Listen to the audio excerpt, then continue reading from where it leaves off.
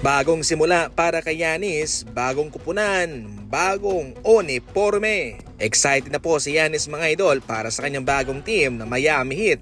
Pero gaano nga ba kalakas itong bagong team ng Miami Heat kasama si Giannis? Well, sa depensa pa lang, yun na ang number 1 na magkakaroon ng malaking improvement. Dahil sa kakayahan nitong sina Giannis at Bam Adebayo sa depensa, mahihirapan ang kalaban na maka-score at makapasok sa looban.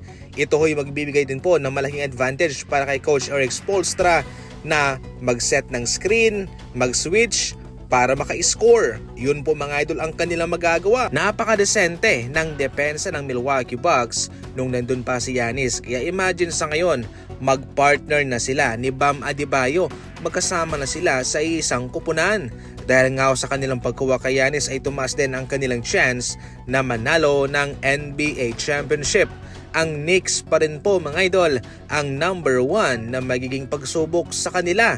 Pero walang imposible dahil kasama nila ngayon si Giannis. Hindi rin naman mamumroblema itong Miami Heat patungkol sa kalusugan ni Giannis dahil isa itong si Giannis sa mga pinakamatibay na manlalaro sa NBA.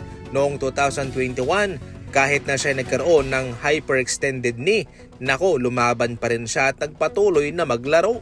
Pinili mismo ni Giannis itong Miami Heat dahil gusto niya ng pressure, gusto niya ng pagsubok at nais niyang makawala sa comfort zone sa Milwaukee Bucks.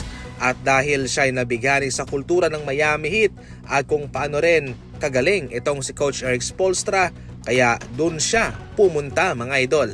Kaya sa ngayon, marami na rin po ang excited na makita siyang maglaro para sa kanyang bagong team. Inamin mismo ni Kome Adam Silver na maski siya man ay naghihintay din sa desisyon ni LeBron James. Yung Miami Heat ba, Philadelphia ba o yung Golden State Warriors? Dahil sa ngayon, yun po mga idol ang kanyang pagpipilian.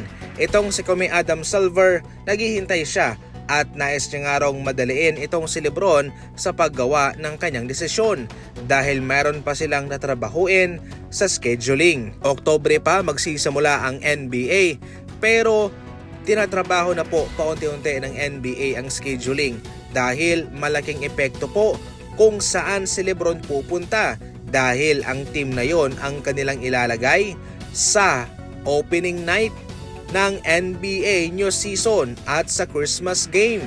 Kaya kung hindi pa nakakagawa ng desisyon si LeBron James ay hindi po matatapos ang kanilang scheduling dahil alam nila talaga na marami pa rin gustong manood kay LeBron James. At imagine kung sila yung magsasama ni Stephen Curry sa Warriors, mas mataas na views ang kanilang makukuha.